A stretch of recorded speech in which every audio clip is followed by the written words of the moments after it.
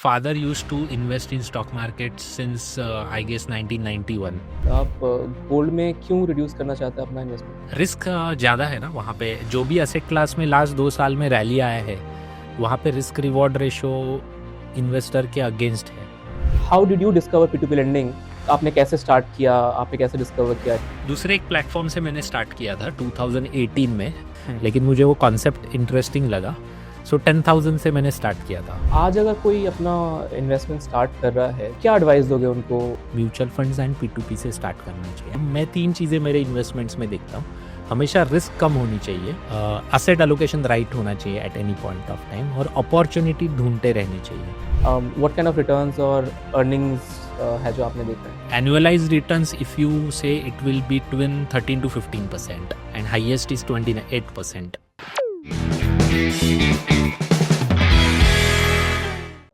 The mindset of retail investors are fast changing in India. From a savings economy, we're now turning into an investment economy. And people are looking beyond traditional instruments. They're looking at alternative investments.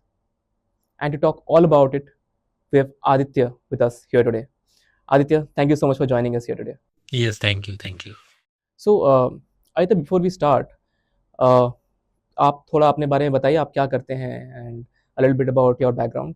I'm from Mumbai only, and I'm into financial field since 2017. Personally investing in share market from 2002, and in mutual funds from 2007. So you can say I have a good experience of investing in various products actually. Almost 2 decades. Huh? Yes, you can say that. So, जब आपने investment start किया था, तो क्या कोई thesis था? Like आपने कैसे डिसाइड किया कि स्टॉक्स करना है या म्यूचुअल फंड करना है? नहीं नहीं, कोई थीसिस वगैरह था नहीं एक्चुअली। जैसे सबका जर्नी होता है, पेनी स्टॉक्स, फिर ऑप्शंस ट्रेडिंग, फिर टिप्स के ऊपर इन्वेस्ट करना, वैसे ही सब किया हुआ है। फिर 2-3 बार बैंकरप्ट होके फिर सीखा एक्चुअली, ऐसे बोल सकते हैं। यस सो आपने स्टॉक्स से स्टार्ट किया था? Yes, stocks only 2002। यस। ओह, सो ऐसा कोई था आपके पास मेंटोर या किसी ने आपको एडवाइस दिया हो कि यहाँ से स्टार्ट करना चाहिए? No, my father used to invest in stock market since I guess 1991. सो रात को हमारे घर पे हमेशा ब्रोकर आते थे। वो टाइम पे रिंग में ट्रेडिंग होता था, सो ऑनलाइन था नहीं।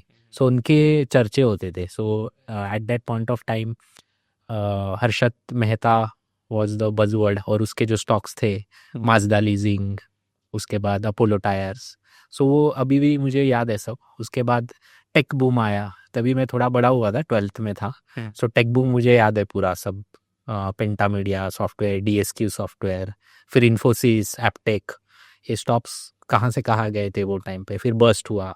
सो मैं टच में था इक्विटी मार्केट्स पे। सो 18 साल का जब भी मैं हुआ 2002 में, ICICI डायरेक्ट में अकाउंट खुला और स्टार्ट, ऐसे जैसे सबका स्टार्ट होता है वैसे ही। So after all these years, how does your portfolio really look like? आप कौन-कौन से इंस्ट्रूमेंट में आज इन्वेस्ट करते हो? At this point of time, mutual funds, 50% is in mutual funds, and 10% in gold, जो कि मुझे कम करना है अभी रैली देख के, और बाकी का P2P में है। डेट में ज़ीरो है, मतलब डेट में पहले करता था जब P2P मेरे पास ऑप्शन था नहीं। अभी almost 40% in P2P। Very interesting thing you said about gold. आप गोल्ड में क्यों रिड्यूस करना चाहते हैं अपना इन्वेस्टमेंट? रिस्क ज़्यादा है ना वहाँ पे। जो भी एसेट क्लास में लास्ट 2 साल में रैली आया है वहाँ पे रिस्क रिवॉर्ड रेशो इन्वेस्टर के अगेंस्ट है। सो अगर 100 रुपये की चीज़ आप 200 में खरीद रहे हो तो आपका चांसेस है 200 रुपये जा सकते हैं। अगर आप 100 रुपये की चीज़ 80 में खरीद रहे हो तो आपका रिस्क सिर्फ 80 रुपीज़ का है। सो गोल्ड अभी बहुत ज़्यादा एक्सपेंसिव है, मतलब ड्यू टू एक्सपेंसिव है कि पता नहीं, लेकिन बहुत रैली हुई है उसमें, इसलिए कम करना है। सो आपने बताया about mutual fund and P2P lending and gold, but और कोई इंस्ट्रूमेंट आपने एक्सप्लोर नहीं किया, जैसे बॉन्ड्स और FD? Zero zero debt funds में मैं इन्वेस्ट करता था just because as a opportunity fund या इमरजेंसी फंड, लेकिन P2P ऑप्शन मिलने के बाद वहाँ पे ज़ीरो है। सो आज अगर कोई अपना इन्वेस्टमेंट स्टार्ट कर रहा है, जैसे आपने स्टॉक से स्टार्ट किया था, तो आप क्या एडवाइस दोगे उनको, how they should look at it, कैसे उनको स्टार्ट करना चाहिए? They should start with mutual funds actually, और P2P। सबसे पहले इमरजेंसी फंड होना चाहिए, क्योंकि जब भी यंग होते फर्स्ट टाइम पैसा कमाते हैं, तभी स्टॉक्स में पैसा डालने का मतलब इंक्लिनेशन होता है। लेकिन आई डोंट नो वो कितना कर्टेल कर पाएंगे लोग, लेकिन म्यूचुअल फंड्स एंड P2P से स्टार्ट करना चाहिए। एक्चुअली P2P समझना चाहिए उनको पहले। बहुत इंटरेस्टिंग चीज़ बताई आपने, कि इमरजेंसी फंड बिल्ड करना चाहिए, बट जब कोई अपना करियर इनिशियली स्टार्ट करता है, तब ये इमरजेंसी फंड के बारे में कोई नहीं सोचता है। So if you can elaborate a bit on that. क्योंकि इमरजेंसीज आपको कह के नहीं आएंगे, क्योंकि मैंने काफ़ी मेरे फ्रेंड्स का देखा है कि वो अच्छा पोर्टफोलियो बिल्ड कर दे 4-5 साल म्यूचुअल फंड SIP करके, अच्छा कॉर्पस तैयार होता है। लेकिन एट दैट पॉइंट, मतलब एट द एज ऑफ 28-30, बहुत ज़्यादा मतलब शादी होती है, फिर उसके लिए कार लेनी होती है, फिर खरीदी करनी होती है। सो ये सब चीज़ें आती है लाइफ में, इमरजेंसीज आती है, घर लेना होता है। सो म्यूचुअल फंड बेच देते हैं वो लोग, और पूरा 4 साल 5 साल का कंपाउंडिंग ख़त्म। सो इसके लिए इमरजेंसी फंड पहले होना चाहिए, ऐसा मुझे लगता है। यस। और what about investing in real estate? Actually honestly मैं बताऊँ तो मुझे रियल इस्टेट ये इन्वेस्टमेंट नहीं लगती इंडिया में, क्योंकि इन्वेस्टमेंट किसे कहेंगे हम, जो चीज़ में आप मतलब वैल्यूएशन कर पाओ। अगर मैं जो बिल्डिंग में रहता हूँ वहाँ पे 2 BHK है, और बाजू वाले बिल्डिंग में 2 BHK, दोनों का प्राइस डिफरेंस है। वो क्यों है, वो कोई नहीं बता सकता है। प्लस जो प्राइसेस बढ़ते हैं रियल इस्टेट में, वो क्यों बढ़ते हैं, क्योंकि गवर्नमेंट को ज़्यादा रेवेन्यू चाहिए होता है। सो उसका कोई इक्वेशन है नहीं इंडिया में, और बहुत ज़्यादा ब्लैक मनी है, ऐसे मुझे लगता है। सो मुझे वो एज अ असेट क्लास नहीं लगता है। खुद को रहने के लिए लेना चाहिए घर, लेकिन as a investment, as a middle class person वो कितना वायबल है एज अ इन्वेस्टमेंट, मुझे नहीं लगता है वो वायबल है। सो आजकल बहुत लोग रेंटल यील्ड के बारे में बात करते हैं। आपको क्या लगता है, is it not a good choice, या what's your view on this? नहीं करना चाहिए। मतलब मैं किसके पॉइंट ऑफ व्यू से बोल रहा हूँ, 25 to 35 एज ग्रुप में, क्योंकि पूरा आपका लाइफ का गणित बिगड़ जाएगा उससे, ऐसे मुझे लगता है। क्योंकि आप इतना ज़्यादा इंटरेस्ट रीपे करोगे बैंक को, प्लस एक्सपेंसेस प्लस टैक्सेस। मतलब 1 करोड़ की प्रॉपर्टी है तो 12 लाख का टैक्सेस है डे 1 पे। So rental yield, I don't know, Mumbai में भी 2-3% से ज़्यादा नहीं है, ऐसा मुझे लगता है। सो जब भी कोई इन्वेस्ट करता है, उनको रिस्क रिवॉर्ड रेशियो को ध्यान में रख के करना चाहिए।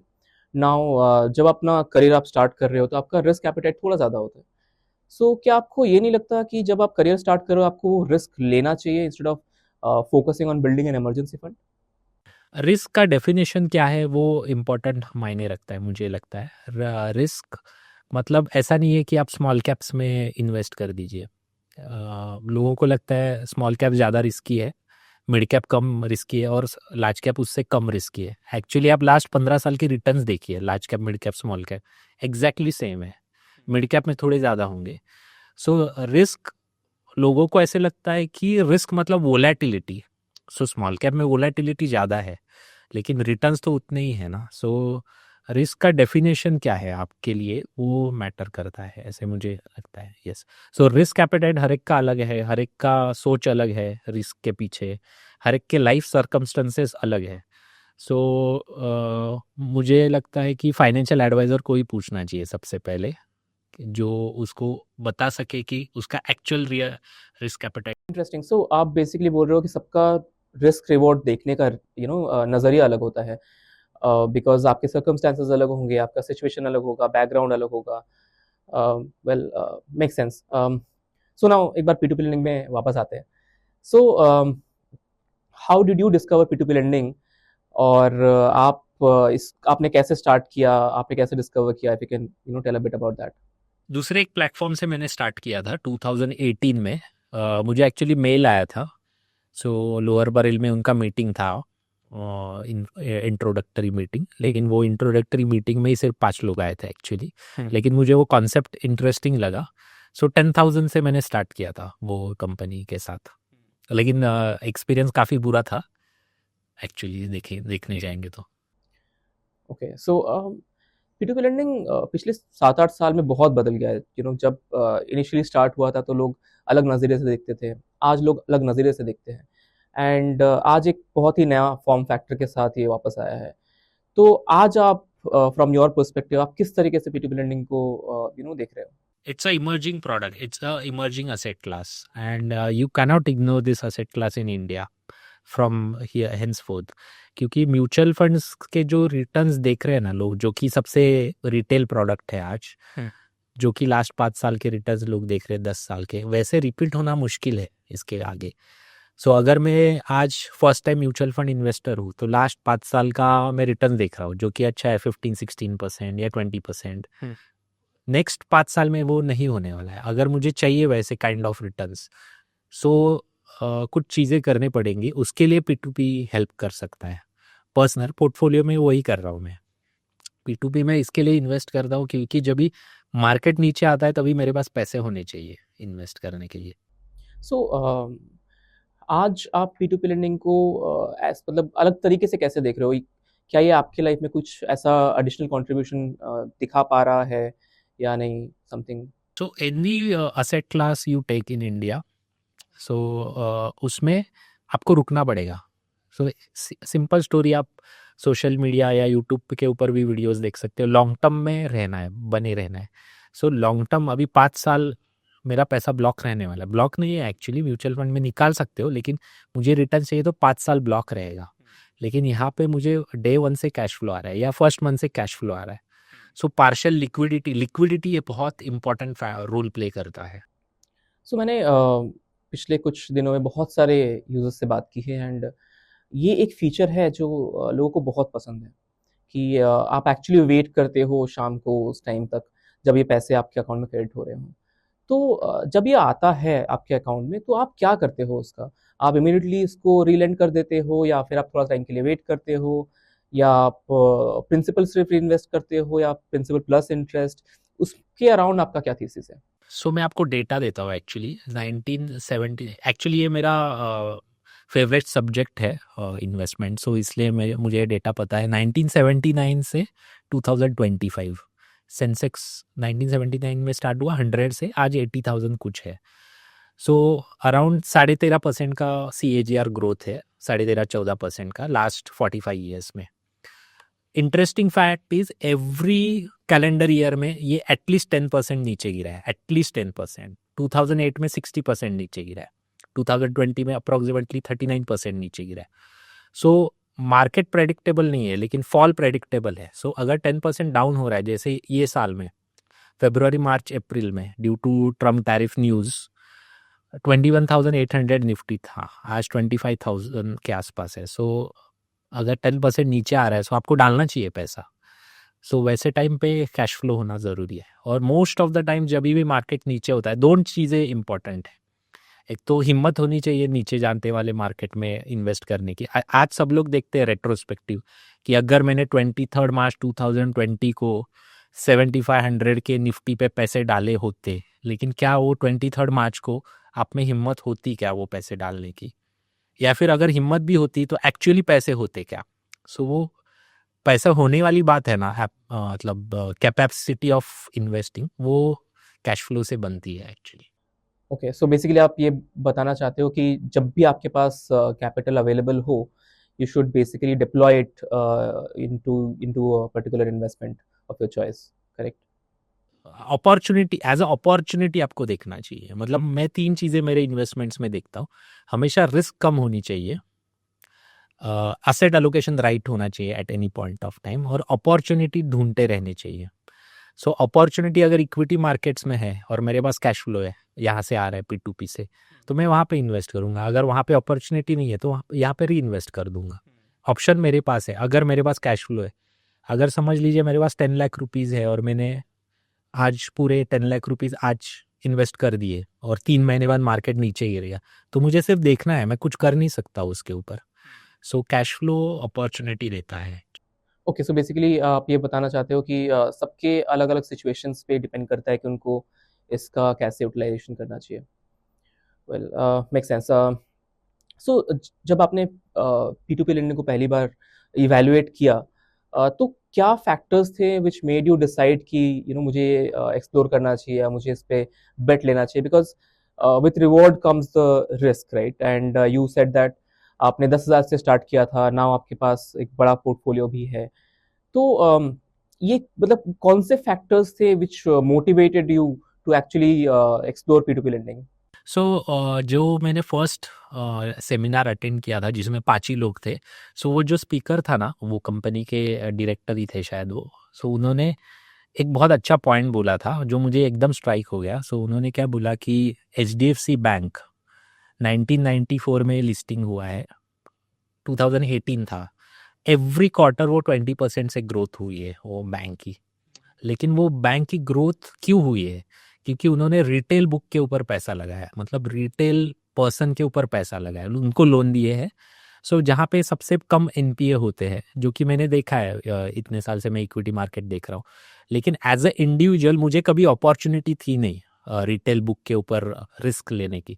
हमेशा मुझे बॉन्ड्स पे पैसे लगाने पड़ते थे या डेट म्यूचुअल फंड्स में पैसे लगाने पड़ते, जहाँ पे आप कॉरपोरेट्स के ऊपर रिस्क ले रहे हो, जहाँ पे यील्ड कम है और रिस्क ज़्यादा है। अगर समझो कल फॉर एग्जांपल मारुति उद्योग का बॉन्ड है और वो डिफ़ॉल्ट कर गया, तो मेरे पूरे पैसे गए उसमें, मैं रिकवर नहीं कर सकता वहाँ से।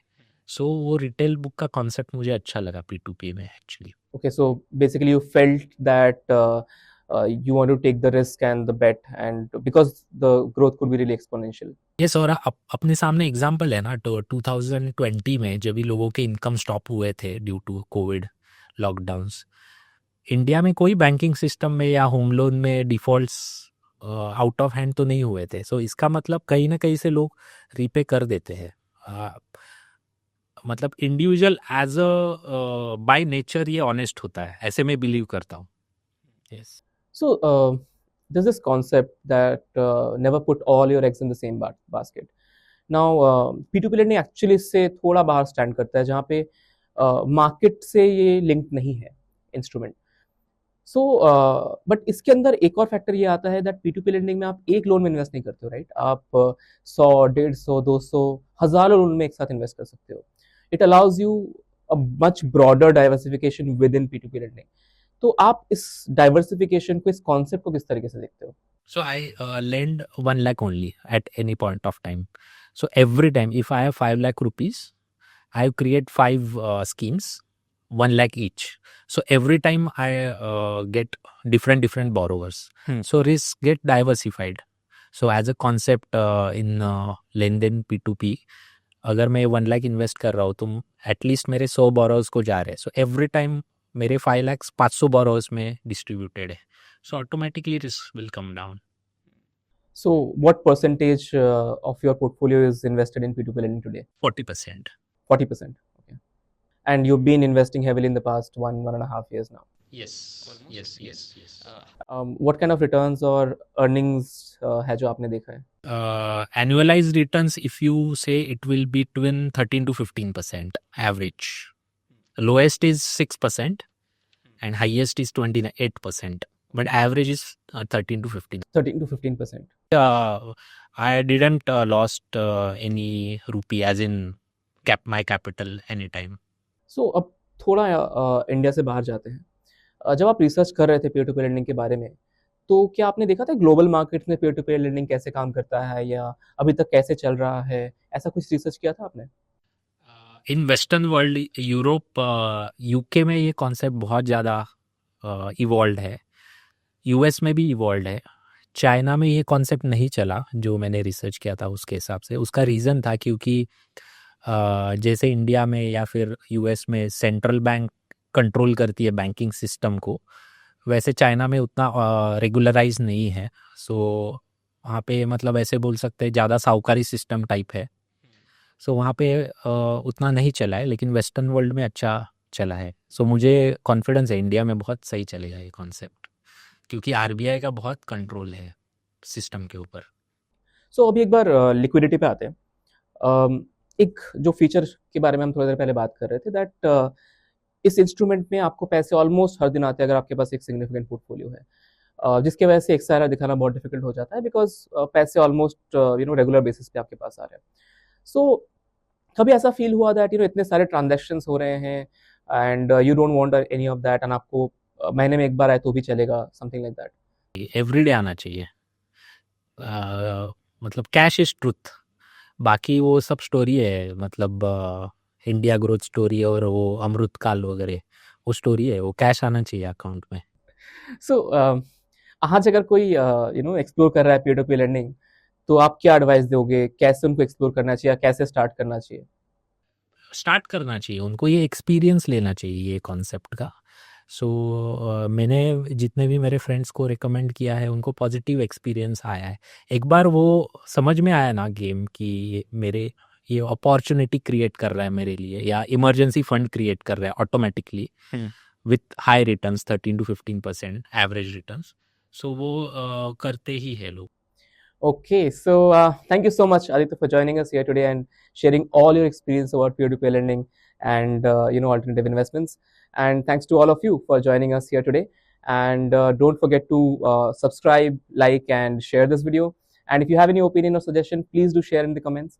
And well, I'll see you next time.